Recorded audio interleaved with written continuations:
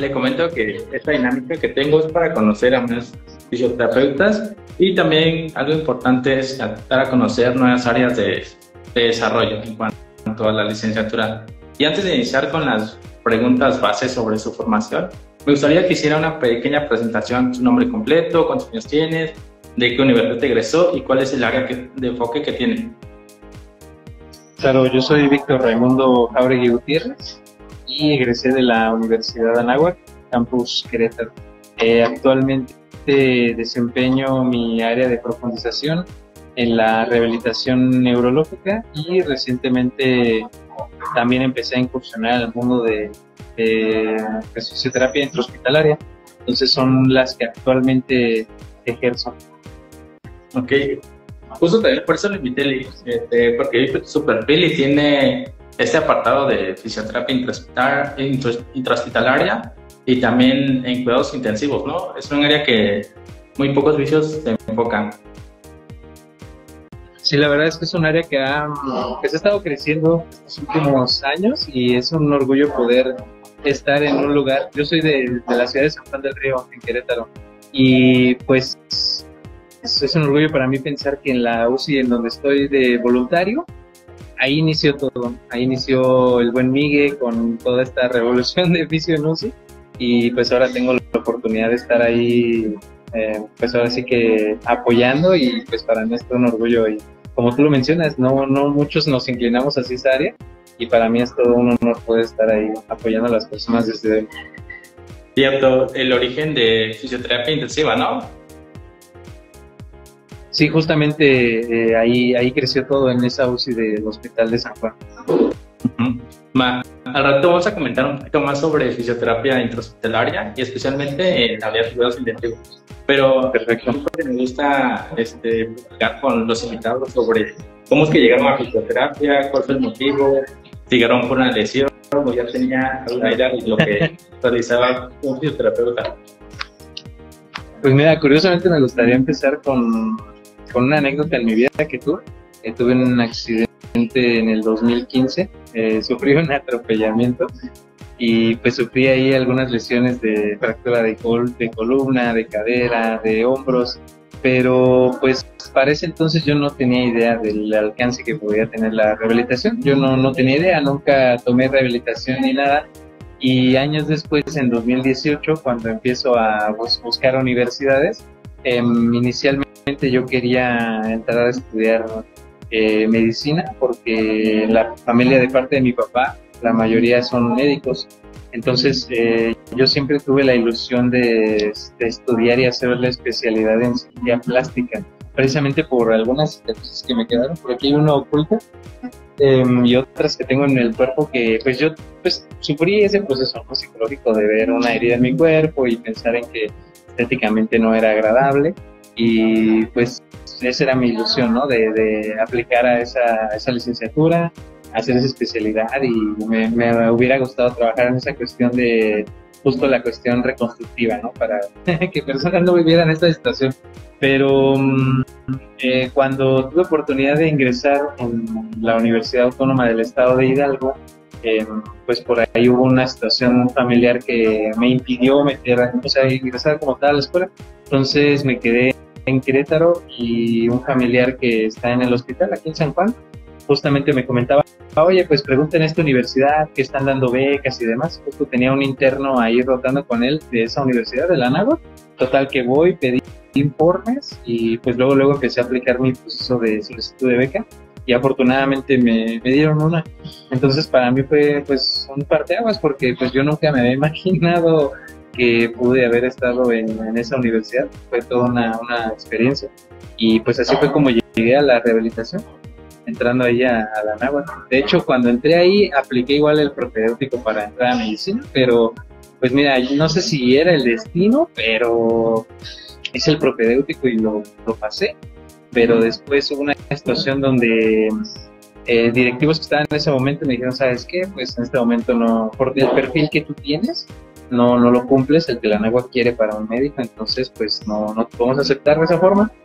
Y fue como, bueno, pues ¿qué hago? Mi lógica fue, pues me muevo a fisio y como el primer semestre llevamos las mismas materias, dije, pues el segundo semestre me regreso a medicina y pues mira, sorpresa, me tuve oportunidad de conocer a una maestra que justo iba ya a salirse de la escuela y ella nos empezó a platicar como las áreas donde la fisio puede intervenir y ahí fue donde pues conocí que la rehabilitación podría entrar en muchas áreas y ahí fue donde me empezó a llamar un poco la cuestión neurológica y fue como entré ahí y ahí estudié mi licenciatura. Vale.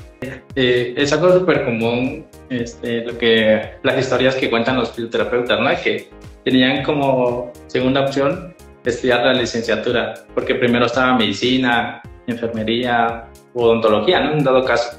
Y ahora que comenta sobre su área donde se quería especializar como médico o tenía como que ese sueño, justo ahora el área de fisioterapia ha crecido y tenemos el área dermatofuncional, ¿no? ¿También ha oído de este tema?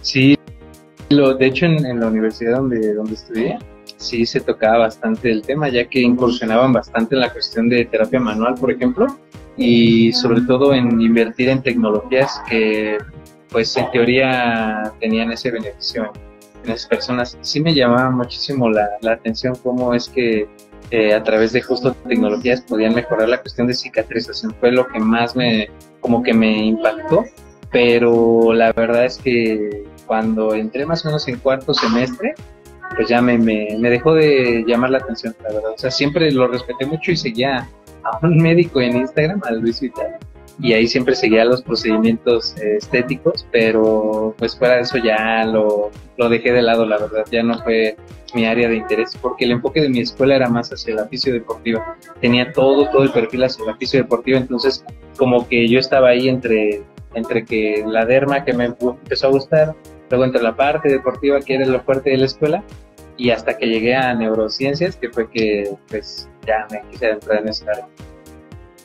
Sí, y ahora que comenta su llegada a la universidad y de que también decidió enfocarse o escoger fisioterapia por todas las materias de tronco común que tenemos con medicina, con enfermería, me gustaría platicar sobre esos inicios, de cómo fue su adaptación, cuáles fueron los métodos de estudio, cómo fue su modalidad, si fue semestral o cuatrimestral.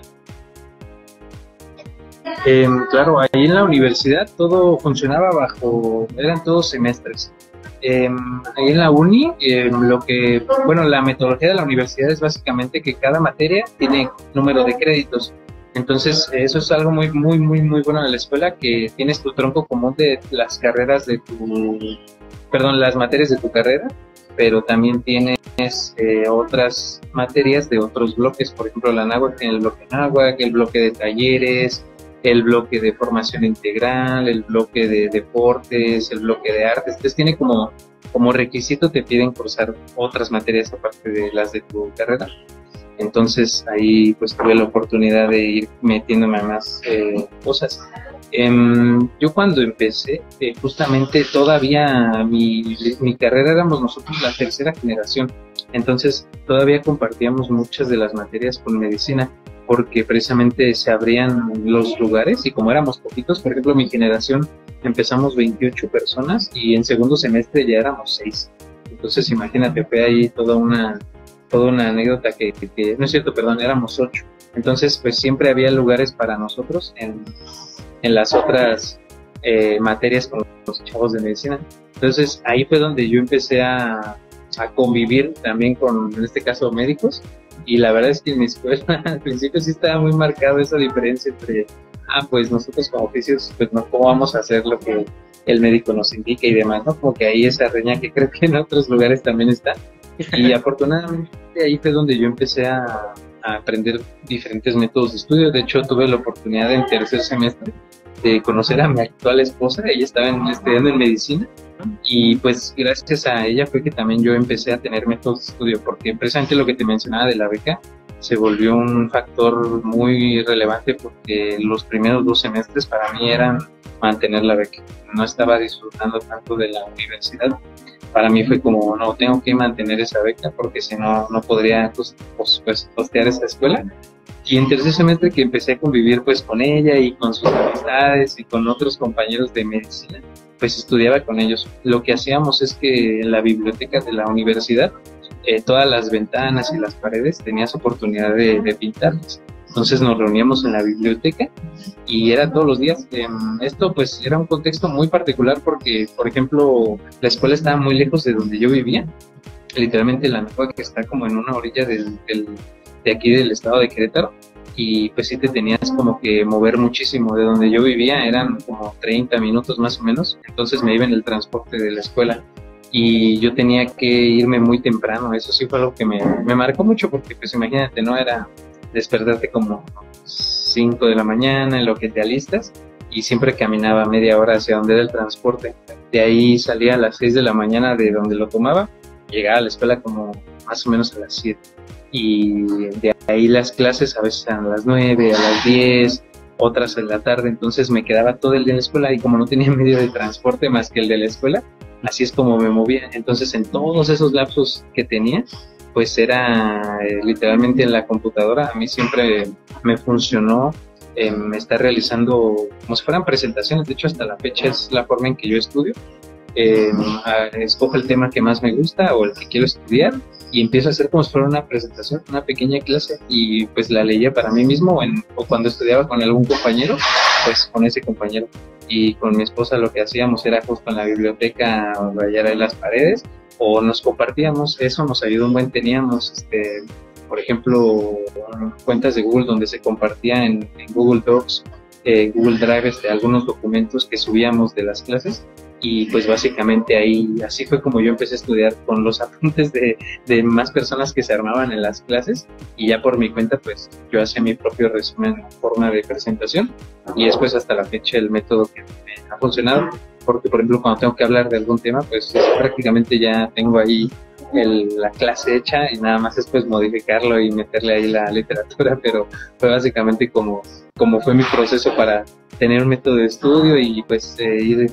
Al principio yo decidía, ¿no?, que sobreviviendo en la universidad, pero pues al final disfruté mucho la carrera a partir del tercer, cuarto semestre. Sí, justo yo también estuve con compañeros en la universidad que tenían esa misma dinámica que usted de optar por la beca estudiantil, y también era súper preocupante para ellos no alcanzar el promedio, estudiar, tener buenas notas en los exámenes. Pero también te motiva, ¿no?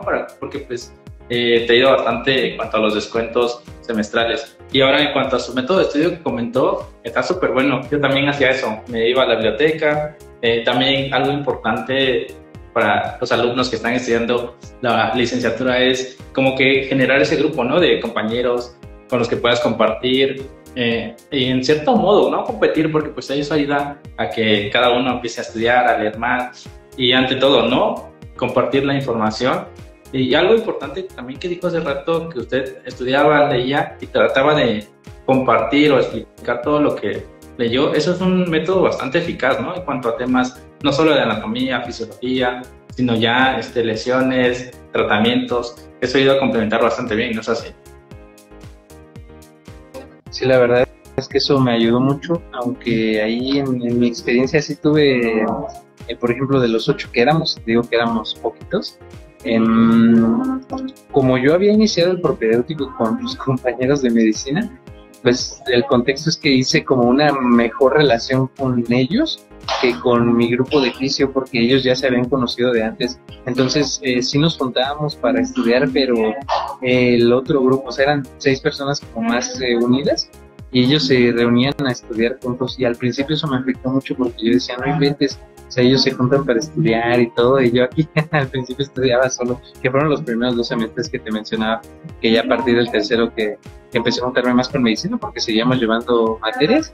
Pues fue que eso, como tú dices, el formar un equipo, el tener un grupo con el cual compartir, pues sí, desde estudio y demás cosas que en ese proceso pues te ayudan a sobrellevarlo, ¿no? Platicar de otras cuestiones personales, de anécdotas. Incluso, por ejemplo, en la biblioteca era bien divertido porque pues no podías llevar comida ni nada, y pues metíamos escondidas comida. Espero que no esté viendo nadie de la uni, pero sí metíamos hasta comida escondidas para ahí estar estudiando, y pues ya justo como en cuarto, quinto semestre, ya fue cuando empecé a juntarme más con mis compañeros, porque fue cuando empecé justo las rotaciones y pues ya nos juntábamos para estudiar y de esa manera fue la que a todos más o menos nos ayudó, que teníamos nuestra clasecita hecha cada quien de un tema y nos compartíamos. Por ejemplo, a lo mejor a mí me funcionaba mejor el hacer la presentación y yo abordaba solo un tema y otro compañero abordaba otro tema, entonces yo le exponía a él y a los demás y luego él nos exponía y entonces fue como nos ayudó mucho. O sea, con cada mini clases entre nosotros, fue, o sea, eso que tú mencionas de compartir la información, de hablarla, pues nos ayudó de forma maravillosa. Sí. Y justo en los primeros años donde todo es teórico, ¿no?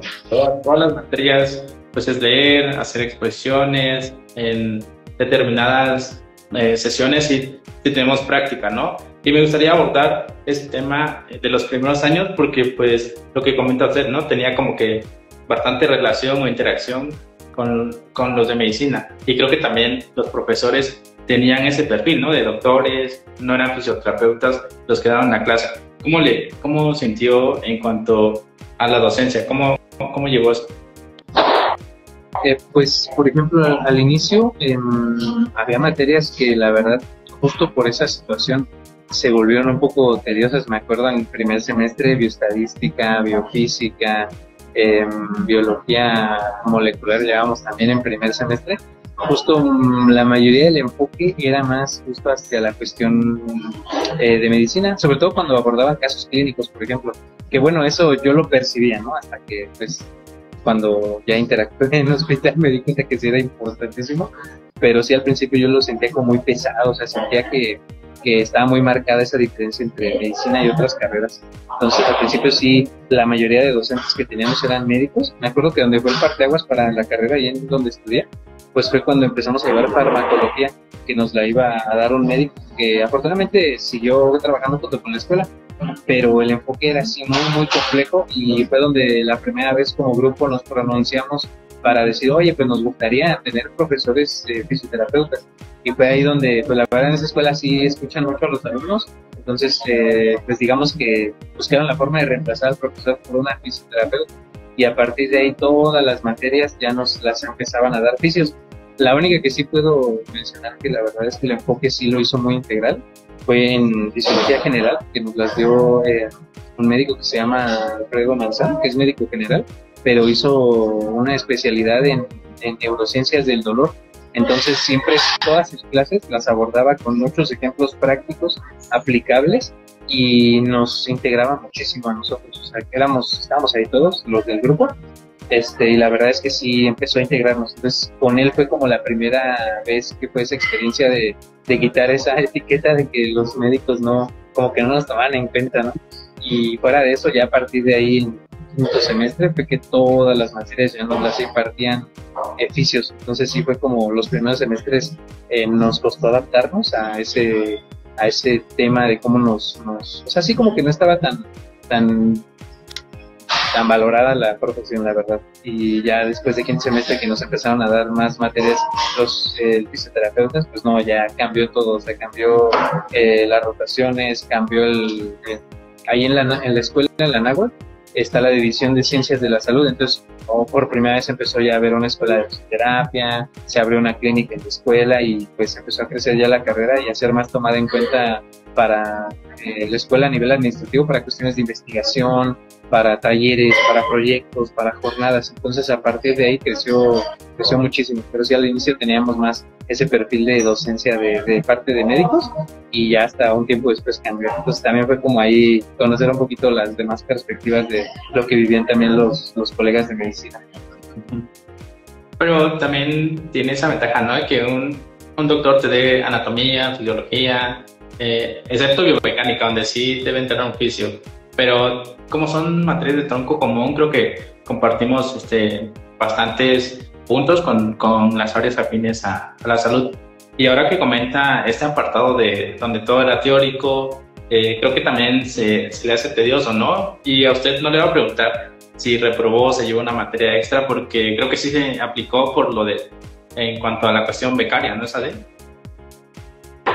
Sí, la verdad es que por la por la beca era imposible reprobar porque reprobabas una materia y pum, te tumbaban. Yo tenía el 90% y el hecho de reprobar una, pues te quitaban la beca y después tenías que al siguiente semestre intentar recuperarla, pero pues sí, afortunadamente me mantuve hasta mi último semestre de asalto. Vale. Oye, y también es súper bueno, ¿no? Llegar hasta el 90% es bastante. Sí, porque en todo ese proceso, pues era, digo, pues todo se va sabiendo, no éramos muchos, entonces, pues sí era esa situación donde alguien tenía un porcentaje alto o no tan alto, y de un semestre a otro, pues todo el mundo se enteraba, oye, ¿por qué esta persona ya no está? No, pues es que perdió la beca, era muy duro, ¿sabes? Era como si fuera así, tipo los Squid Games que va rescatándose uno y luego otro y luego otro, algo así se sentía, la verdad. Pero pues justo es lo que te mencionaba a partir de tercer semestre, bueno, cuarto semestre cuando lo inicié, fue que dejé de preocuparme tanto por un número, porque me empecé a dar cuenta que estaba pues estudiando más para justo, ¿no? Mantener la beca en lugar de disfrutar la experiencia universitaria. Y pues ahí fue justo cuando en cuarto semestre también me integré en un programa de liderazgo dentro de la universidad, que actualmente son diplomados que ofrece la universidad, que mientras estás cursando tu carrera te puedes tomar alguno, y justo ahí me metí al de liderazgo en ciencias de la salud, que pues abarca todas las áreas de salud que tiene la escuela, y ahí en adelante fue que mi motivación y mi forma de ver la perspectiva de universitario cambió, y pues ya la verdad es que a partir de ahí dejé de preocuparme por el número y pues ya me mantuve muy bien, la verdad. Sí, también es un buen consejo para los alumnos, bueno, para los alumnos que están en universidad, de que no se enfoque tanto en la calificación, porque también es bueno adquirir habilidades externas a la universidad. Eso ayuda bastante. Y ahora que ya comenzamos este apartado de la teoría de fisioterapia de la licenciatura, llegamos a un apartado donde nos mandan a prácticas clínicas. ¿En qué semestre te tocó rotar y cuáles fueron tus primeros pacientes, Lee? Ok, nosotros nos mandaban a partir de cuarto semestre, justo nos podíamos ya inscribir en ese semestre la materia de Practicum 1. Teníamos Practicum 1, 2, 3 y 4 y Clínicas 1 y 2. En cada uno de esos era una rotación. Mi primera rotación fue aquí en el estado de Querétaro, en un hospital privado, en el H+, y dentro de este hospital había un área que se llama Instituto del Corazón, y entonces fue mi primera rotación y la verdad es que la más enriquecedora o la más cercana a lo que actualmente hago, porque era pues justo el ambiente de rehabilitación cardíaca, ¿no? Fue una experiencia muy buena porque pues era la primera vez que hacíamos algo tan organizado. El único tema fue que pues justo en 2020, que fue cuando inició la pandemia, pues a la mitad de la rotación pues nos mandaron a todos a casa, pero esos meses que estuve ahí la verdad es que fue increíble conocer cómo cómo trabajaba un equipo en conjunto, porque ahí había enfermería, nutrición, fisioterapia, médicos, había enfermería, o sea, había de todo tipo de personal y de hecho por ejemplo, desde cardiología, muchas personas subespecializadas en un área específico, ¿no? Entonces fue increíble conocer cómo un equipo, o sea, podía ayudar a las personas que estaban en una situación de enfermedad. Entonces, pues nos motivaba mucho porque pues era ya un proceso súper organizado. Te llegabas y tenías que primero tomar las clases, leer, estudiar, y a partir de cierto horario ya podíamos empezar como tal en la fisio, ¿no? Y tenían varias áreas, por ejemplo, a mí me tocó mucho tiempo en prueba de esfuerzo, entonces pues ahí estuve casi un mes y cachito. Luego ya estuve en el área de rehabilitación, luego estuvimos en ecocardiografía. Y no, pues fue una experiencia como clínica, así, con personal de la salud. Fue la primera y pues esa fue la mejor. Y de ahí, digo, fue pandemia, pues ya nos mandaron a casita. Pero pues sí, fue la primera y la más significativa de las que... Creo que tuvo el mejor acercamiento a la fisioterapia, ¿no? En esta área de reducción cardíaca. Porque... bueno, como practicante en los primeros años o los primeros semestres que te mandan a sedes, siempre creo que son unidades básicas de rotación, centro de salud, comunitarios, y es donde pues el fisioterapeuta es más general, ¿no? Pone agentes físicos. ¿A usted nunca le tocó eso? Sí nos tocó, pero ya fue ir más bien con un profesor de una materia. Nos tocó ir a una comunidad en el Marqués, igual dentro de Querétaro, donde hay un DIF, y ahí fue donde sí pudimos ver como la atención del fisio desde primer nivel, desde que pues, la persona llegaba y si había alguna necesidad que tuviera de rehabilitación, lo mandaban de inmediato. Y sobre todo apoyaban mucho ahí a las mamás y a, pues sí, a madres que tenían hijos que nacían con algún tipo de discapacidad o algún problema en el desarrollo neurológico, y desde ahí los empezaban a apoyar. Entonces sí, justo fue ver esa perspectiva de que el fisio puede entrar desde pues sí, de la atención primaria en salud. Sí, sin duda tuvo como que estas dos experiencias, ¿no? De ser como un fisio general y ya un fisio especializado, enfocado en un área específica, ¿no? Que es la rotación cardíaca. Y como practicante comentó que estuvo en estas dos módulos, ¿no? El electrocardiograma, prueba de esfuerzo y como tal ya la fase 2, ¿no? Ambulatoria de rehabilitación. En esas primeras prácticas, ¿qué se le dificultó? ¿Cómo fue su experiencia con los pacientes? Pues mira, por ejemplo, me acuerdo justo ahí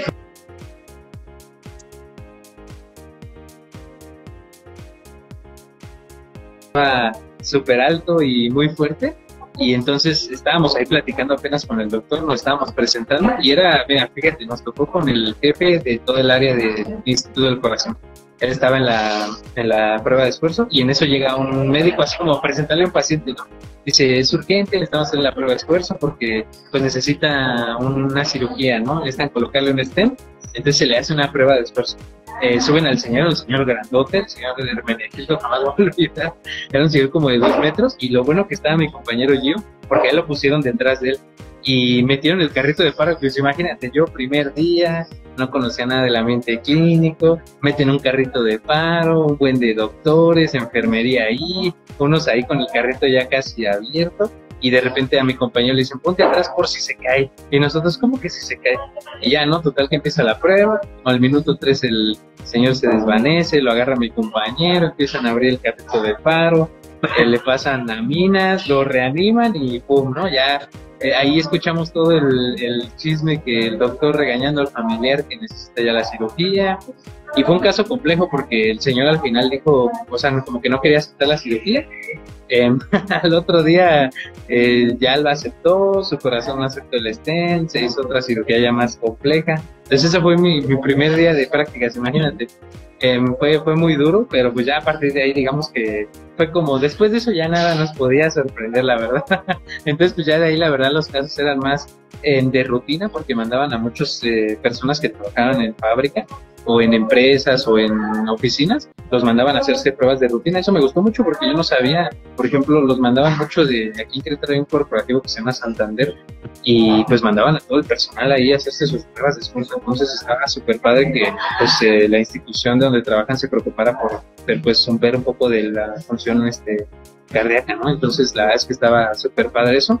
De ahí cuando me tocó rotar justo ya en el área de rehabilitación, algo que me sorprendió mucho y que pues yo nunca lo había hecho para empezar, ¿no? La toma de signos vitales. Nos enseñaron a hacerlo, pero entonces imagínate en las primeras fases cuando había personas en caminadora y están monitorizados con el electrocardiograma y en movimiento.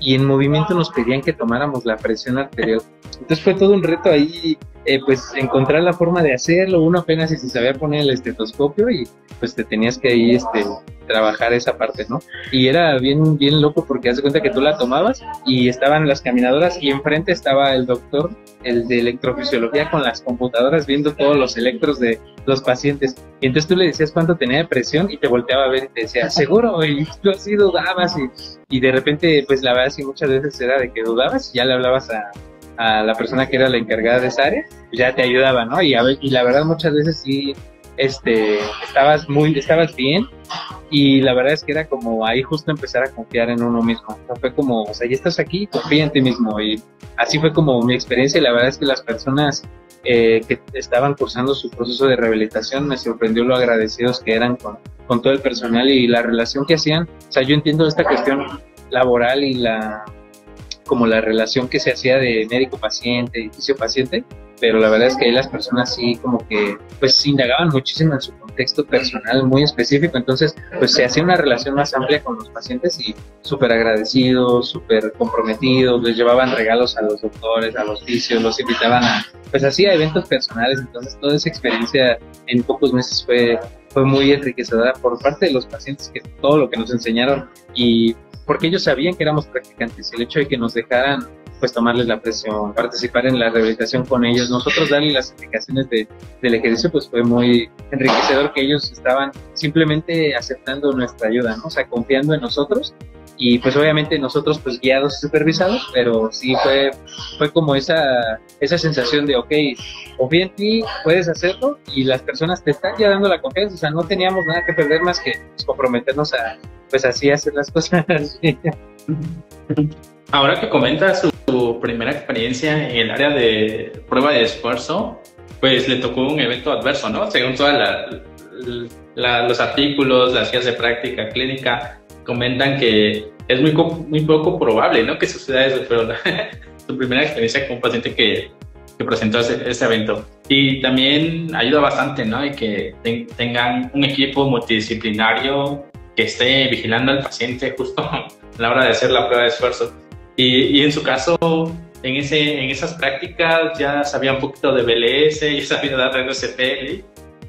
La verdad es que no tenía ninguna certificación, pero justo en el diplomado que te mencionaba de la universidad que empecé a tomar, ahí sí se hacían talleres de primeros auxilios. Entonces sí ayudó mucho el conocer, por ejemplo, al menos el problema fue cuando empezaron a nombrar códigos, que ahí sí no teníamos como conocimiento de esos códigos, como justo cuando hay una situación grave.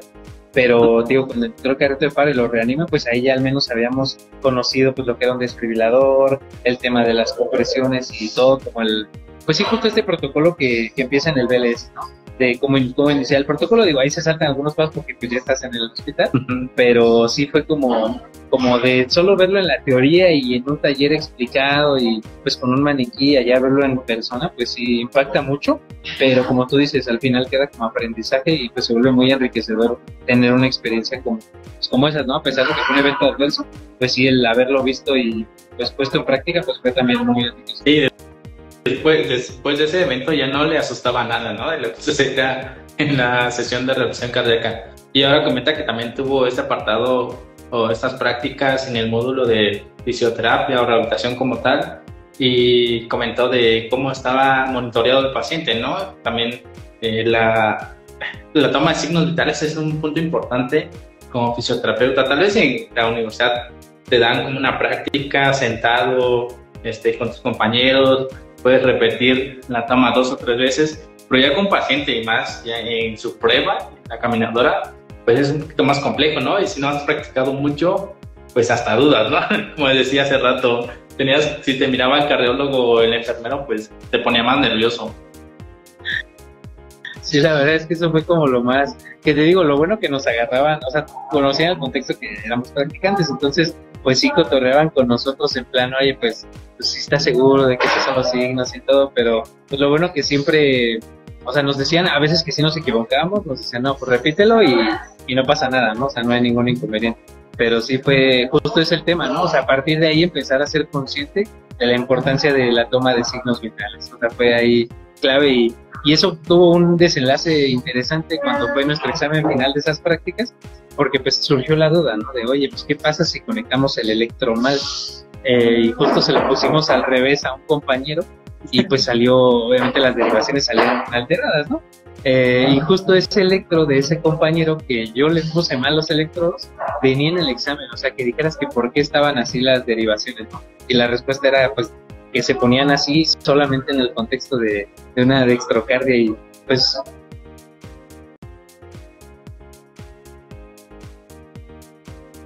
erróneas, ¿no? El colocar mal un electro, podían servirnos para aprender. Entonces, sí, eso también queda como anécdota de justamente, o sea, aprender de los errores. Entonces, sí, fue muy enriquecedor esa noticia. Sí, creo que todos como practicantes, en las primeras veces no escuchas los ruidos, te pones nervioso, y en prácticas algunos compañeros se les ocurrió decir 120-80, así normal, o nunca fue como anécdota.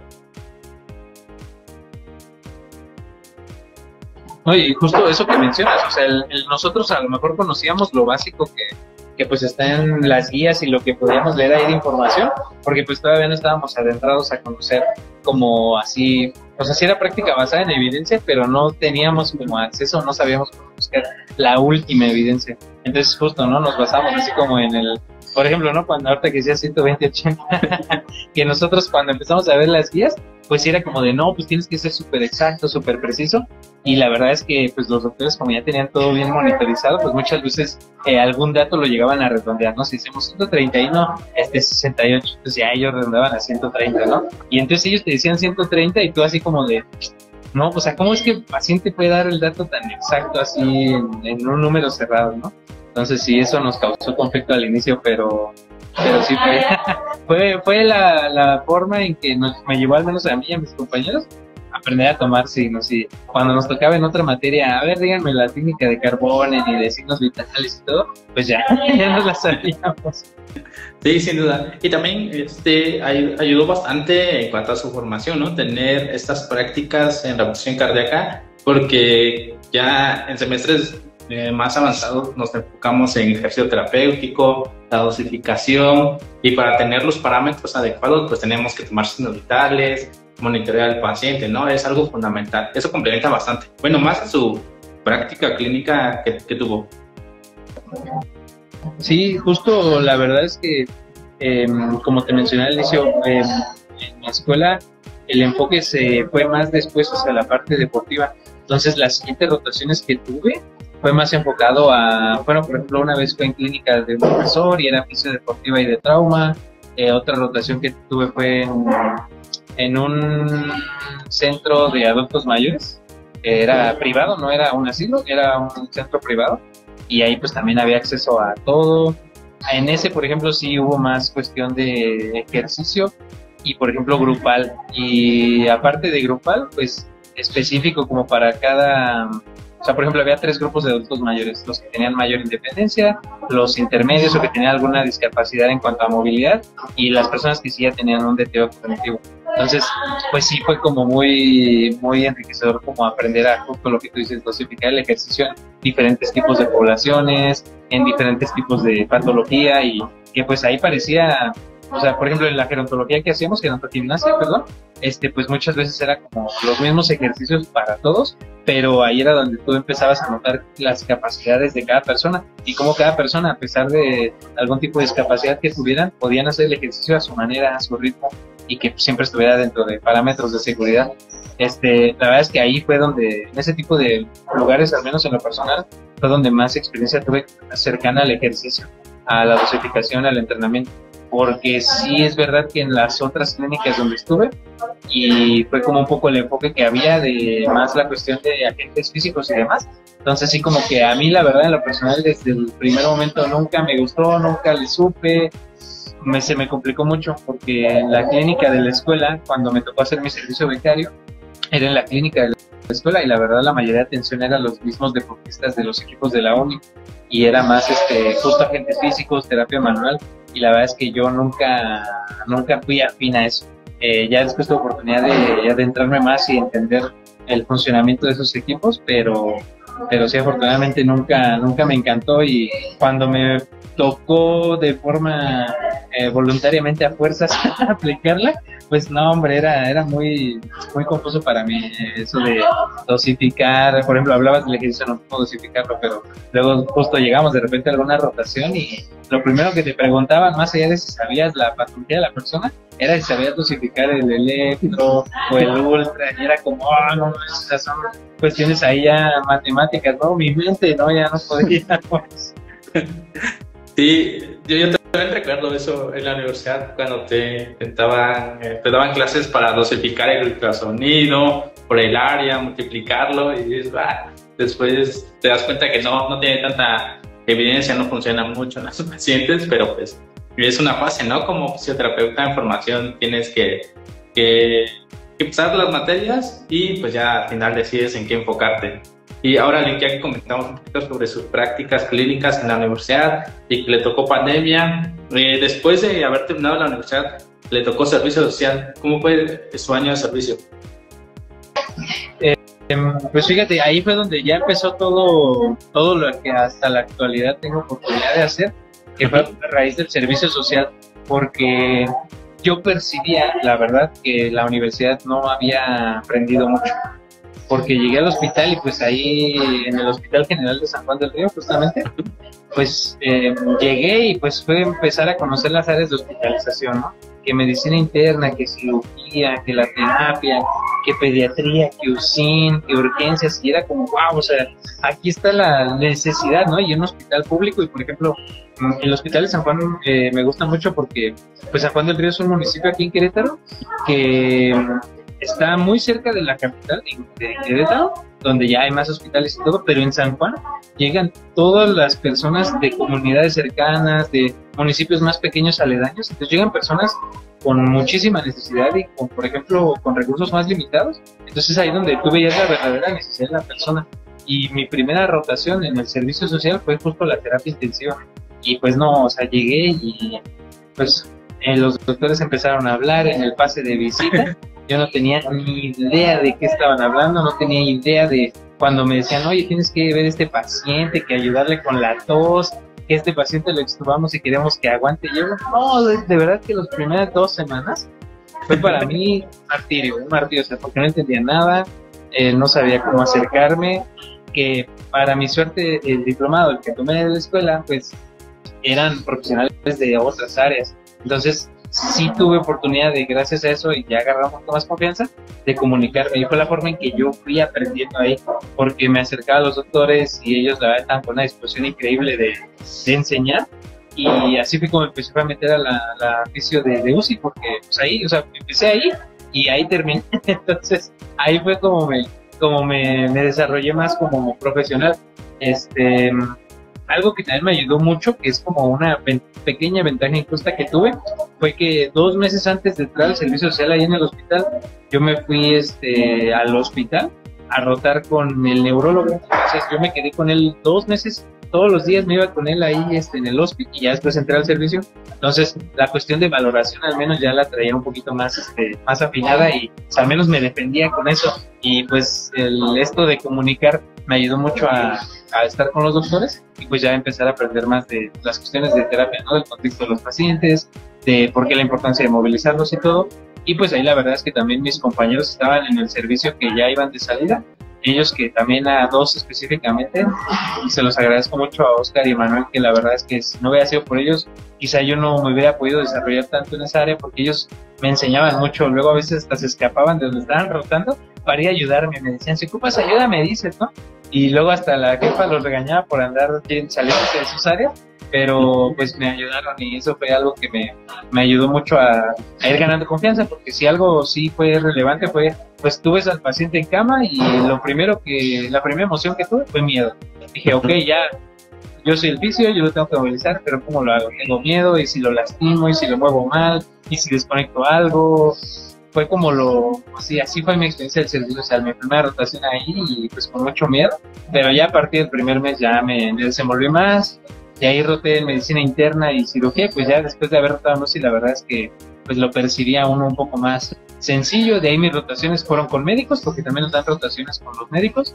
Estuve otra vez 2 meses con el neuro, 2 meses con el neumólogo, por último 2 meses en la consulta externa de ahí del hospital, y al último me tocaba rotar en pediatría, pero en lo personal nunca fui bueno, ni sabía cómo expresarme con los niños, no tenía yo esa afinidad, y entonces me pude regresar a terapia, y ahí fue donde pues terminé mi etapa de servicio. Y en lo personal ese año de servicio social para mí me dio más conocimiento, más experiencias en cuanto a aplicación, conocimiento de fisio, que lo que pude tener en la universidad como tal. Entonces sí, para mí fue maravilloso poder estar en el hospital, y pues ahí también fue donde hubo oportunidad con el intensivista de ahí, de la terapia de ahí, pues publicar un artículo. Entonces para mí fue como la primera vez como que me sentí un poco más confiado conmigo mismo, porque pues sí, en la universidad, con todo esto que le contaba, pues sí, como que estaban esas inseguridades, ¿no? Que yo creo que de repente todos tenemos, donde no confías del todo, y como que dices que todavía te falta, y ya a partir de ahí de que salí del servicio, pues fue que ya salí con una cara diferente, con más confianza en mí mismo y pues te digo, a partir de ahí para la fecha fue que pues me quedé en el hospital. Vaya, siempre llegó al área más complicada, ¿no? Rehabilitación cardíaca, unidad de cuidados intensivos, y creo que tener esas experiencias que como oficio recién salido de la universidad ha ido bastante. Y ya hablando sobre cuidados intensivos, también creo que no le afectó tanto porque pues ya había visto pacientes monitoreados, solo cambiaba que pues estaban en cama, estaban intubados, tenían el ventilador conectado, o también tenían como que ciertas patologías bastante raras o complicadas en determinado punto, ¿no? Y ahora que comenta que rotó un hospital, también le ha ido bastante en su práctica, ¿no? Enfocarse a más en movimiento, en terapia activa, porque en el hospital también es muy difícil que pongas agentes físicos, ¿no es así? Sí, la verdad es que tuve la fortuna de que justo pues principalmente en la terapia, la verdad es que la mayoría de las personas que estaban ahí, todos estaban como a favor de de la medicina basada en evidencia, de la fisio basada en evidencia, de la enfermería basada en evidencia. De hecho, ahí en esa terapia pues, también hay varios enfermeros que están muy metidos en el área, algunos integrantes de Avento. Y por ejemplo, no sé si conozco usted al doctor Orlando Rubén, pues ahí está el doctor Orlando y él pues ha estado siempre a la vanguardia en investigación y pues de ahí es que digamos que de forma indirecta el hecho de que ellos estuvieran todo el tiempo comentando eso. Por ejemplo, en la terapia todos los días había clase, si no había clase había taller, si no había taller había como, o sea, de alguno de los pacientes que fuera algún caso, como tú dices, un poco más complejo, pues enfrascar, a ver, lean esto, lean aquello. Y como sabían que yo como que me había metido un poquito más a la neuro, de repente había pacientes, por ejemplo, que tenían con epilepsia o que estaban en estatus epiléptico, y era como de, a ver, ayúdanos, busca alguna guía, busca qué se puede hacer, o pregúntale al neuro, ¿no? Como que me agarraron a mí como vínculo con el neuro, y pues para mí fue así como muy, muy padre, o sea, todo eso, y justo a partir de ahí, como tú dices, el entender la evidencia, el poder aplicarla justo de manera activa, porque sí pasaba en esos lapsos en el que yo no estuve en terapia, sí me llegaron a comentar justo que había otros compañeros que no habían tenido esa misma oportunidad de adentrarse tanto, que pues la verdad iban a mover al paciente, ¿no? Y la verdad es que sí ahí hubo como unos malos comentarios que hacían hacia el fisio, que literalmente, si lo voy a decir tal cual nos lo decían algunas veces, era, pues muévelo para que no se ulcere, ¿no? O sea, era como esa perspectiva, como si ya solo íbamos a mover a la persona, pero pues ya cuando veían nuestro trabajo y veían que pues ahí había como resultados favorables, pues ya era como que nos empezaban a respetar un poquito más. Y en la UCI, ahí sí, la verdad es que todo el tiempo al fisio lo integraban como parte del equipo. O sea, a mí me tocó, te digo, estaban ya residentes de medicina crítica y con los residentes hice muy buena relación, entonces ya ellos me empezaban a meter a cosas que ellos hacían de rutina. Por ejemplo, ¿no? En otros hospitales los fisios de UCI se meten a la cuestión de cuidados respiratorios, ver lo del ventilador, cómo ver los parámetros para ver si ya se puede extubar, y acá en esta como todos hacían ya todo, o sea, desde enfermería, que están metidos en todo esto, y los residentes y los asientos, pues digamos que el fisio pues no tenía ni que preocuparse por eso, porque todos lo hacían. Pero si tú te acercabas y tenías la iniciativa, pues te empezaban a enseñar, y así fue como pude aprender, la verdad. Sí, fue muy buena experiencia. Ya con todo eso, pues justo poder intervenir al paciente de mejor forma y pues ofrecerle, como tú decías, una terapia activa y ya algo como más basado en evidencia. Sí, también el ambiente del hospital influyó que usted estudiara, investigara, propusiera tratamientos, ¿no? Y algo súper común que también se escuchaba antes, ¿no? De que hacía oficio en un hospital, nada más mover al paciente para que hiciera cambios de posición, para que no generara úlceras. Y actualmente, como dices, ¿no? Hay oficios que se dedican 100% a ventilación mecánica, pacientes neurocríticos, como es su área, y poco a poco también se van dando a conocer, ¿no? ¿Qué es lo que puede hacer un fisioterapeuta? ¿En qué puede ayudar? ¿En qué puede contribuir? Y algo importante también es la interacción con otros profesionales del área de salud, ¿no? El intensivista, el cardiólogo, el neurólogo, los enfermeros, que es algo importante, ¿no? Te tienes que llevar bien con la jefa de enfermería para no tener problemas. A mí sí me pasó justo eso, ¿no? Yo la verdad, pues aprendí un poco a la mala, porque no te voy a mentir, cuando entré, pues yo andaba ahí medio de modo tímido y pues muchas veces yo sabía que tenía que comunicarme con la enfermería como de, oye, pues voy a entrar con tal persona a trabajar y ya, ¿no? Me iba, ya ni me comunicaba más. Y tuve la mala experiencia de que un día en 3 pacientes seguidos, pues lamentablemente estaban pasando por delirio. Y los 3, cuando yo quité la sujeción y en lo que detectaba algo y me volteaba tantito, me ganaron con la sonda nasogástrica. Y no, 3 seguiditos, y yo no, o sea, a partir de ahí, número 1, estaba medio punado porque decía, no, este es el sacasondas. Y enfermería ahí fue donde como que ya ahora cuando yo entraba con un paciente era como, pues le voy a echar ojito, que me deje todo como está, que cuida al paciente. Y ya después de eso, las primeras veces que entraba, así como que entraba a enfermería, me decía, te ayudo en algo, déjale fijo la sonda acá para que no se la vaya a jalar. O sea, como que empezó como digo, creo que se repite la historia, pero igual como un error que sucedió por no cuidar o cualquier cosa, y de ahí fue que empecé a hacer relación con enfermería. Ahí fue donde, por ejemplo, con la enfermera Miri, que está ahí en la terapia, con el enfermero Arturo, con la enfermera Andy, que son de las que más están como de base ahí, pues con ellas hice muy buena relación y eso pues dio como más facilidad para posteriormente trabajar, porque como lo mencionas, si te ganas enfermería, pues tienes mucha libertad, porque pues enfermería a veces no lo notamos, pero hacen un trabajo increíble con cuidados, hasta con, por ejemplo, la enfermera Miri, que de ahí del hospital, que tiene mucho adiestramiento en la cuestión de cuidado de heridas y lesiones por presión, por ejemplo. Ella es súper delicada con esa cuestión de que un cablecito no se quede abajo del paciente, que la sábana esté bien estirada para que no le genere incomodidad o algo al paciente. Y entonces eran cosas que al final pues tú veías que hacían y te iban inculcando, entonces pues ya después tú lo aplicabas y pues aprendías a valorar el trabajo, ¿no? Y justamente en ocasiones pasaba que por ejemplo bañaban al paciente o lo reposicionaban y tú entrabas a trabajar y a veces algo no quedaba del todo bien. Y entonces, pues no se molestaban ni nada, pero decían, no, pues acabo de hacerlo y ahora tú veniste, así, ¿no? Y cuando le pasaba a uno, por ejemplo, que tú estabas trabajando con un paciente y llegaban, no sé, a intervenir algo los doctores, o que lo tenían que bajar a un estudio, o que llegaban los de rayos X portátil, y entonces te detenían lo que estabas haciendo para realizar eso, entonces era como que enfermedad te decía, mira, así es como me siento yo. Entonces, justo esa comunicación con los otros profesionales, principalmente con enfermería en las áreas de hospital, creo que fue, o sea, es clave para que la intervención con el paciente sea también de calidad, porque a veces el no tener una buena relación con ellos, pues también se crea una barrera para intervenir a los pacientes, ¿no? Porque, pues digo, sí ha habido casos ahí en el hospital donde no hay buena comunicación con enfermería, y entonces en ocasiones es como, oye, pues no puedo intervenir al paciente porque a lo mejor pues hizo del baño, ¿no? Y el enfermero, no, pues ahorita no hay sábanas, no, ahorita no hay pañales, es que hasta que venga el familiar. Y a veces sí era posible, solo que pues ya como no habías tenido buena comunicación con ellos, pues sí te tenían. A mí solo tuve toda mi experiencia de ahí del servicio pues una mala experiencia donde era un paciente que, fíjate, fue un caso bien interesante de un señor que era cantante, que estuvo en UCI, que se fue recuperando, pero queríamos mandarlo a casa sin la traqueostomía, porque pues imagínate, ¿no? Un cantante, a eso se dedicaba.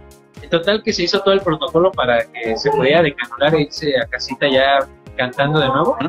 Y hubo un lapso donde pues teníamos que ocluir la cánula y pues eran veces que eran muchas horas, ya nosotros no estábamos en el hospital, se le pedía ayuda a los pasantes de enfermería del turno de la tarde, y hasta que una vez hubo unas chicas que me dijeron, no, es que no te podemos ayudar porque ya nos regañó nuestra enfermera de base, que por qué te estamos ayudando.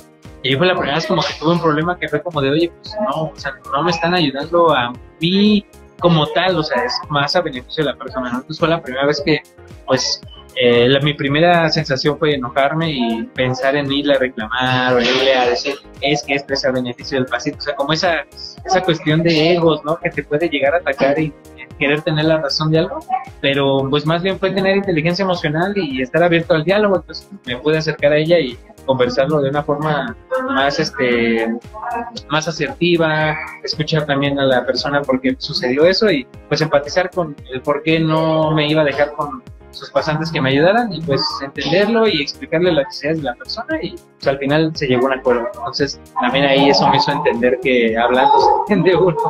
Sí, arreglarlo de manera política, de la mejor manera. Y ahora que comentas sobre de esos pacientes, de estas experiencias, Lick, ¿nos podría comentar cómo era su día a día en UCI? ¿Cuáles eran las evaluaciones?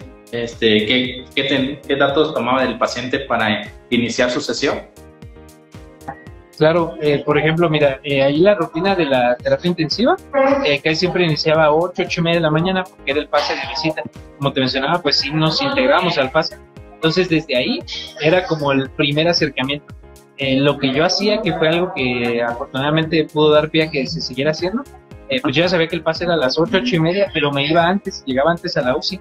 Como cuando iba con el neurólogo, pues empecé a llegar 6:30 de la mañana, yo entraba a las 8, entonces yo tenía 1 hora y media en el hospital antes, y pues ya entonces lo que hacía yo desde antes que fuera el pase era valorar pacientes. Cuando me tocó a mí rotar en UCI, la verdad es que la mayor parte afortunadamente me tocaron neurocríticos, entonces pues era toda la valoración neurológica, desde funciones mentales superiores, nervios craneales, escalas funcionales, por ejemplo, de neuro, mediciones. Ahí fue donde, por ejemplo, empecé también a adiestrarme un poquito a usar el ultrasonido, ¿no? Los neurocríticos para medir la presión intracraneal, bueno, las asociaciones con la vaina del nervio óptico, con el índice de pulsatividad acá, de la arteria cerebral media. O sea, ya teníamos esos datos, porque cuando era el pase de visita, el intensivista lo preguntaba, o sea, te preguntaba, oye, ¿cómo está de esto, no? ¿Cómo está de la piel? ¿Cómo está de las pupilas? ¿Cómo está su Glasgow? Entonces, eran como datos que ya se tenían que tener, que antes, cuando no lo hacía, pues me di cuenta que me hacía problemas, porque si yo no lo hacía antes, pues tenía que hacerlo después del pase y eso me quitaba tiempo. Y como ahí en el hospital, pues valoras al paciente, lo intervienes, luego haces notas, pues yo me daba cuenta que me estaba quitando mucho tiempo el hacerlo después. Entonces empecé a hacerlo antes y fue como empezaba. Entonces la rutina era, valorabas al paciente dependiendo de las situaciones necesarias. La mayoría eran, te digo, neurocríticos, y era como en esa secuencia que siempre como que se ha descrito la valoración neurológica de esa forma. En cuanto pues a escalas, principalmente las que se utilizaban en OSI, pues Glasgow, RASS, CIPOT para la cuestión del dolor. Y por ejemplo, en ese entonces todavía aplicábamos un poquito el CIFAX para los pacientes que por ejemplo estaban ventilados y estaban en UCI.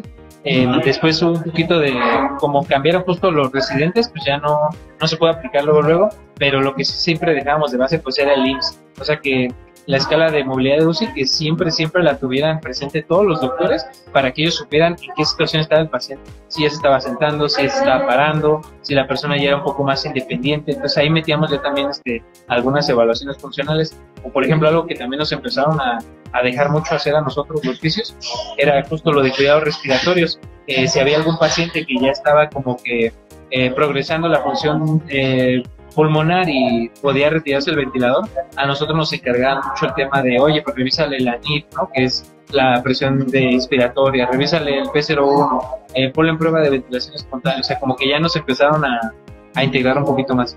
Entonces, más o menos hacía la rutina, el pase empezaba a 8:30, uno ya tenía todos esos datos, el pase terminaba entre 9 y 9:30, dependiendo si había ingresos, si había algún caso que se había complicado y en indagar en por qué. Y más o menos de ahí a las 10, 11 empezábamos a trabajar, porque a las 11 es como la entrada de visita de los familiares. Entonces ahí en la UCI la verdad es que sí nos apoyamos mucho al familiar. Las intervenciones siempre se hacían con el familiar presente o el familiar ayudando, por ejemplo, a sujetar a su familiar o a estarlo estimulando, hablándole y cosas por el estilo. Entonces, más o menos era como la rutina lo que hacíamos y las herramientas que utilizábamos de medición. En algunas ocasiones, cuando era posible, pues también utilizamos dinamometría de mano y, por ejemplo, también ya para trabajar, pues alguna vez utilizábamos dispositivos también, no sé, como un 3 o cosas por el estilo, y la verdad es que sí fue muy... o sea, el hacer eso hizo que actualmente pues dejen que los fisios hagan eso. Otras de las cuestiones que evaluábamos también, a veces ya llegábamos y el paciente ya estaba extubado, entonces era de que, oye, pues necesitamos ver si ya puede comer, hazle la prueba de deglución. Entonces ya también a nosotros nos empezaron a dejar eso. Pues más o menos así fue como lo empezamos a hacer. No sé si ahí quieras que indague más en alguna escala o algo que usamos, pero así a grandes rasgos era eso. No, súper bien, porque muchas de esas escalas casi ni nos lo comentan en la universidad, ¿no? La de sedación, la de RASS, tal vez la escala de Glasgow, sí, ¿no? En determinado punto, pero también en cuanto a ventilación mecánica, evaluación de la deglución, de la movilidad, sí son como que pruebas poco comentadas en la universidad. ¿Usted en la uni llevó algo de materia de hospitalario, de UCI, o cómo es que se adaptó tan rápido al área hospitalaria, Liz? En la escuela, cuando iba en quinto semestre, llevé la materia de clínicas 1 y ahí todavía estábamos en línea y tuve oportunidad ahí de conocer por primera vez a Jonathan Duarte, que pues es igual uno de los suizos de UCI, que empezó acá en Querétaro, y con él pues llevamos todo el tema de cuidados respiratorios, oxigenoterapia. Entonces fue como mi primera experiencia, pero te voy a ser honesto, no puse mucha atención en la clase, era en línea, era temprano y justo coincidió, afuera de mi casa estaban arreglando las banquetas, siempre había mucho ruido, yo dije no, así no puede ser. Y fíjate algo, que en esa materia íbamos a tener una práctica igual en línea con un familiar de auscultación, los ruidos cardíacos, los ruidos pulmonares, donde por no tener a mi pareja con la que iba a hacer la práctica, no lo aprendí, y cuando llegué al hospital, ándale, ponte a auscultar al paciente y apréndele. Entonces sí fue como esa experiencia. Entonces creo que gracias a esa rotación, bueno, más bien a esa como materia que tuve, pues fue como un acercamiento a UCI lo más cercano, porque sí, el buen Jonathan nos comentó justamente que también nosotros podíamos, conocer justo el ventilador mecánico, conocer cómo funcionaba y cómo pues esto ayudaba a hacer un soporte como de tiempo, por así decirlo, para el paciente, lo que se iba recuperando de lo que lo llevó ahí. Entonces, el entender estos soportes pues ventilatorios, la verdad es que sí me ayudó a adentrarme, y pues imagínate, ahí en la UCI pues el asiento que está ahí pues es uno de los de Avento, ventilación mecánica. Entonces pues ahí fue pues tener, fíjate, eso es algo que me ha pasado, pero al principio yo no había tomado como nada de cursos ni certificaciones en nada respecto al tema de UCI ni ventilación, pero tenía el maestro ahí al lado, el maestro era el adscrito, el que hizo esas tarjetas, el que hizo esos cursos, el que lleva años haciendo esto, yo lo tenía ahí enfrente de mí. Entonces literalmente era, pues digo, eso ya lo cuento ahorita con más confianza, pero al principio sí fue muy difícil acercarme y decirle, oiga doc, ¿cómo veo esto del ventilador? ¿O para qué sirve esto? Porque pues ellos ya lo sabían, ya lo hacen de rutina sin ninguna necesidad de explicarle a nadie, pero el hecho de que yo pudiera preguntar y que dieran esa apertura a comentarme, pues fue lo que me ayudó a adaptarme muy rápido. Digo, la verdad es que en los 2 meses que estuve al inicio y al final, pues ya me ayudaron a adaptarme mucho y pues a crecer ahí. Y pues algo que sí o sí me ayudó también fue la relación personal que hice con las personas dentro de la terapia, porque pues al final ya me conocían, ya me daban su voto de confianza, y aunque yo no supiera de un tema, no dejaban de confiar en mí.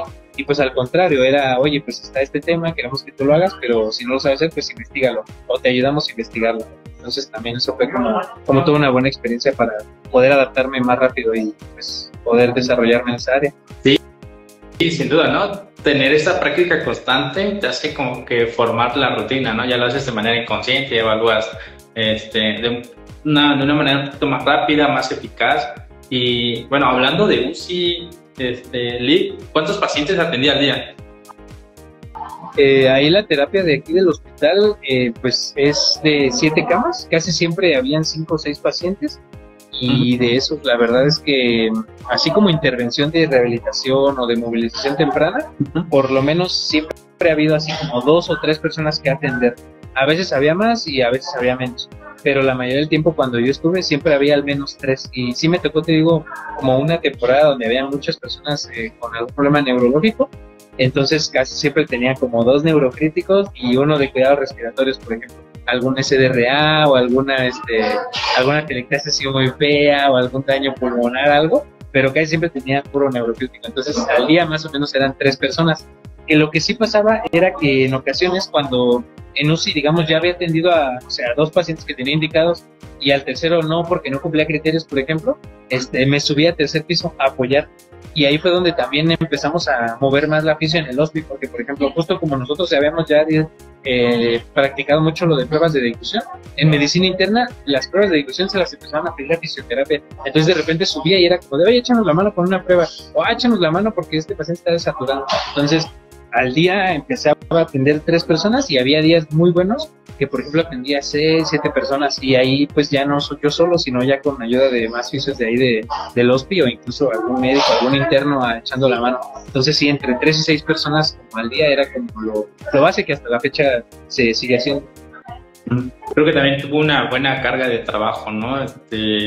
Moderada, porque pues hay compañeros que seguro les tocó servicio social en unidades básicas de recepción donde atendían un buen de pacientes, salían bien cansados.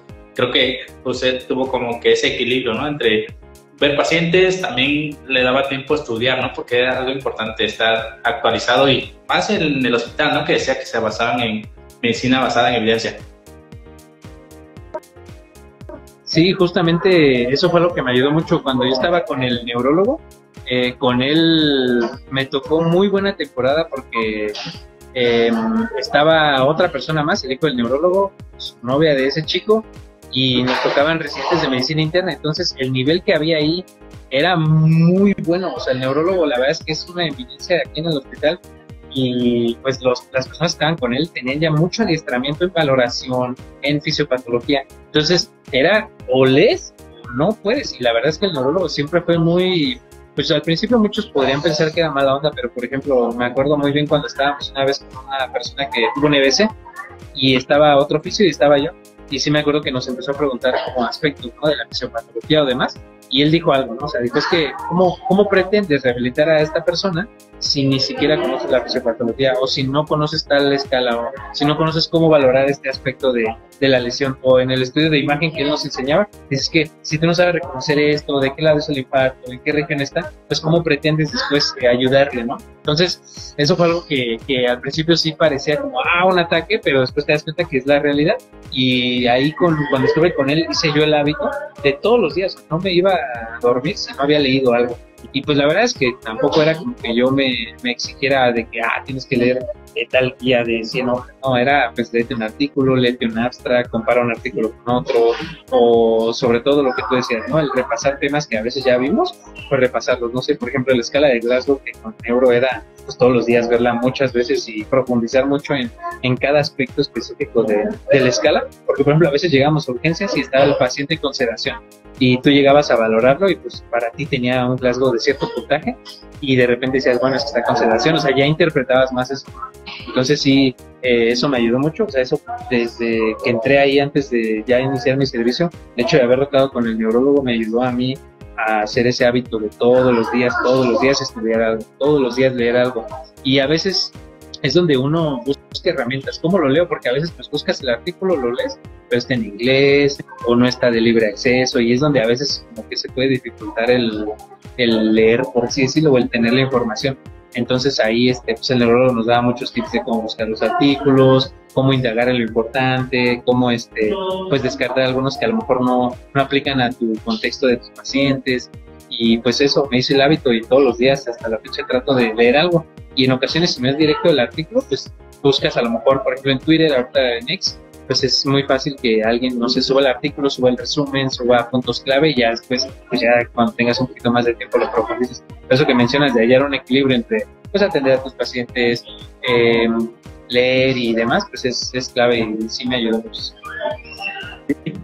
Creo que algo que me motiva bastante, y bueno, es desde mi punto de vista, ¿no? Tener compañeros que también lean, que estudien, que tengan un buen nivel, ¿no? Porque pues también te lleva como que a pensar, no, pues tengo que competir al menos en ese aspecto.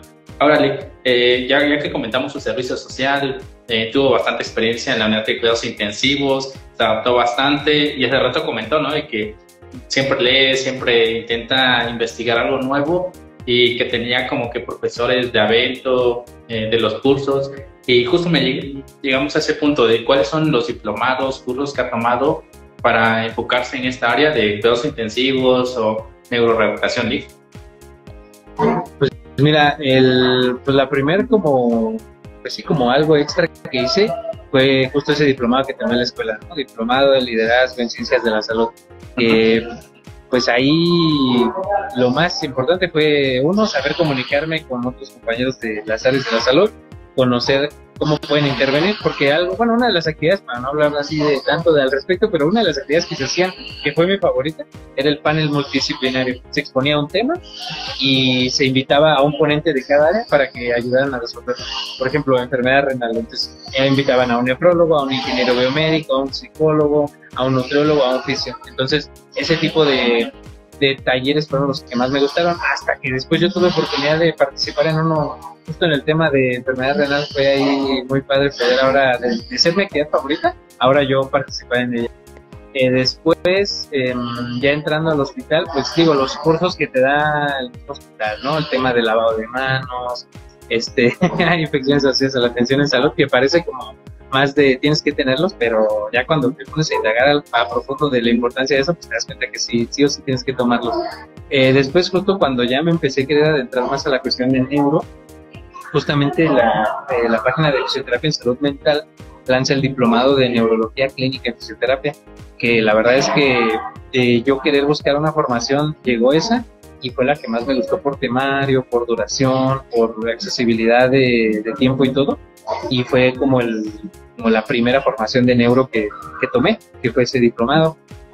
De ahí, como pues digo, me empecé a meter mucho en la neuro, pues empecé a tomar, por ejemplo, certificación de primeros auxilios y reconocimiento en crisis epilépticas, que era un tema que yo veía muy seguido con personas que vivían con epilepsia. Certificaciones, por ejemplo, en entrenamiento vestibular, en manejo de paciente con traumatismo craneoencefálico, y ya de UCI, por ejemplo, empecé a tomar cursos respecto a fisioterapia intensiva, cuidados de la traqueostomía, temas respecto a la cuestión de canulación de la misma traqueostomía, cuidados respiratorios, temas de oxigenoterapia, que por ejemplo no todos han sido como cursos normales, ¿no? Que duran meses. Algunos eran pues talleres prácticos de 2-3 horas o de 2 días, o incluso algunos que los mismos médicos organizaban de ahí del hospital para los residentes o para el equipo del hospital, que organizaban un curso de un fin de semana. Pues ahí me metían, ¿no? De chismoso, pero pues, para aprender. Y por ejemplo, incluso a eventos, ¿no? Que ha habido ahí en el hospital, pues también tuve oportunidad de ir, aunque me invitaron y no tuve que pagarlo, pero pues ya aprendí, ¿no? También. Entonces, así fue como fui adquiriendo algunas de esas formaciones, y pues sí, creo que son como las más relevantes que he tomado. Por lo que vivo es bastante autodidacta, ¿no? Investiga, no solo en cuanto a artículos, sino potenciales que ayudan bastante, ¿no? La interacción. Todo lo que comentó pues complementa bastante, más en el área hospitalaria, ¿no? Oxigenoterapia, traqueostomía, evaluación del paciente, primeros auxilios, en el área neurológica también complementa a un fisio, ¿no? Tal vez no te toque ver una epilepsia como tal, ¿no? En el hospital, porque pues tienen más apoyo, pero si te toca en vía pública, pues al menos puedes ayudar a contribuir. Órale. Sí. Justo eso es lo importante. O sea, a veces creemos que son herramientas que no vamos a necesitar o que quizá no estamos viendo, pero por ejemplo ese reconocimiento de crisis, pues imagínate, una vez me tocó ir a una iglesia en un domingo y voy entrando y ¡pum! Hay alguien que hay en crisis, ¿no? Entonces poder aplicar a veces eso que aprendiste, pues ya es te hace entender lo importante que es, y pues que puedas ayudar a alguien, y sobre todo a veces, o sea, el intervenir, y a veces, por ejemplo, el entre los demás, las personas que están ahí, pues calmar la situación, ¿no? Entonces sí, justo eso, es muy necesario a veces algunas situaciones que aprendas, pues si tienes oportunidad de aplicarlas, aplícalas. Hay veces que alguien toma algún curso, certificación y no lo lleva a la práctica, pero mi consejo sería llevarlo a la práctica y vean si les realmente tuvo alguna retroalimentación positiva a eso. Pero sí, a mí me ayudó, y de ahí dije, no, o sea, valió la pena. Sí, ahora que comentamos de formación, Lee, pues todos leemos, todos investigamos, pero creo que pocos intentamos aportar, ¿no? Hace rato comentó que participó en un artículo que publicó. ¿De cuál era el tema o en qué se enfocó? Justo el tema fue, bueno, se llama Controversias actuales de la movilización temprana. Uh-huh. Y justo el artículo tuve oportunidad de hacerlo con el doctor Orlando y con otros intensivistas de ahí de la terapia, y donde abarcábamos justamente algunos temas que hacia finales de 2024 estaban sucediendo, ¿no? Por ejemplo, habían salido unos artículos donde mencionaban el cicloergómetro y como el impacto en la mortalidad, y luego salió otro donde decía que no había impacto, y luego sale otro donde decía que sí. Entonces como que comparábamos esos, comparábamos también, por ejemplo, en el área de neuro, justo hablar porque por ejemplo todavía ahí en el hospital había un poco esta situación donde decían, el paciente que tuvo un infarto cerebral luego se mueve, ¿no? Entonces también ahí hablar al respecto sobre tiempo adecuado, o las cosas que se pueden hacer en esos primeros días donde todavía quizá no es seguro moverlo. Pues el tema central fue eso, o sea, controversias actuales, que fue de ese año más o menos, de la movilización temprana en las unidades de cuidados intensivos, que era enfocado como a los pacientes que habíamos tenido de ahí de la terapia. Fue como una especie de revisión narrativa y está publicado en uno de los capítulos de Early Mobilization del ICU Management, que justamente salió, me parece que en octubre del 24, si no me equivoco. Sí, esa fue como la primera incursión que tuve, y actualmente estamos trabajando en otro que es respecto al tema de pérdida de masa muscular en pacientes con traumatismo craneoencefálico. Órale. Sí, justo yo también leí este artículo, creo que también fue como que bastante sonado, ¿no? El impacto o los beneficios de la movilización temprana en pacientes por CBC, ¿no? Decían que no era adecuado iniciar la movilización después de las 24 horas, ¿no? Y también, justo ahora el tema de pretraumatismo craneoencefálico creo que es algo súper común y hay muchos pacientes, ¿no?, en el hospital, y es bueno investigar, publicar, generar protocolos de atención para fisioterapeutas.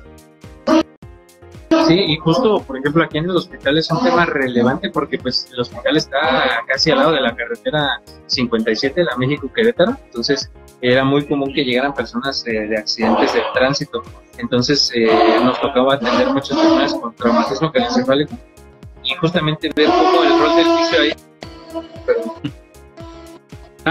sí, justo entender el rol del fisio ahí, pues ha sido clave porque, por ejemplo, una de las cosas que no, como que está muy descrita en la literatura, pero que no indagamos demasiado, o sea, por ejemplo, una cuestión de rehabilitación física, pero a un tema como que no se indagó mucho fue el tema de la rehabilitación cognitiva, que en mucha literatura se ha descrito como que las personas que tienen un traumatismo, pues muchas de las secuelas que quedan son cognitivas, entonces también integrar esto en nuestros planes de rehabilitación es súper importante.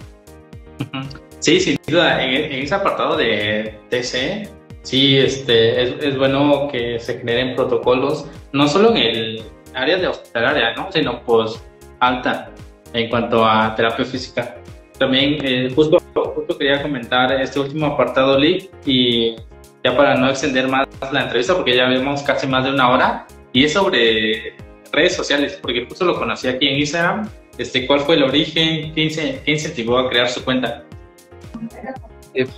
Ahí yo tuve una estación donde pues esta que es era mi cuenta personal, después la convertí ya en mi cuenta como de fisio, porque la verdad es que toda esa temporada del servicio social pues mi vida se basaba más como en el hospital y en todo. La verdad es que sí, como que descuidé un poco la parte personal, la parte social, pero ya después fallando el equilibrio, y fue cuando dije, bueno, mi página la voy a dejar como, mi cuenta personal la voy a dejar como para publicar de todo, porque pues ese soy yo, ese es el Ray del día a día, y pues a eso me dedico, ¿no? Entonces ahí fue donde empecé a publicar, y por ejemplo en la página de Avento Rehab, que la tiene un amigo Luis, pues él me empezó a invitar a participar en ella, y como yo estaba en el hospital, pues me decía, ayúdame a subir contenido, desde ahí empecé a subir contenido a su página.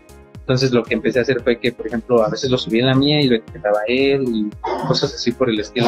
Entonces fue como la forma en que yo indagué en redes.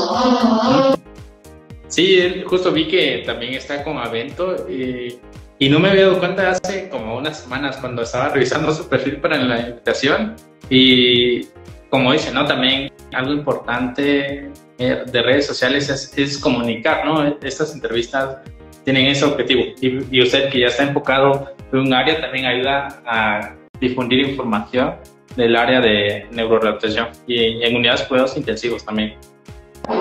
Sí, justo a partir de ahí fue que nosotros empezamos a publicar, y a veces lo que hacemos es, por ejemplo, grabar el proceso de rehabilitación de alguien, publicarlo, y pues ahí metíamos un poquito de literatura o alguna captura de imagen del artículo o de la intervención que se hacía.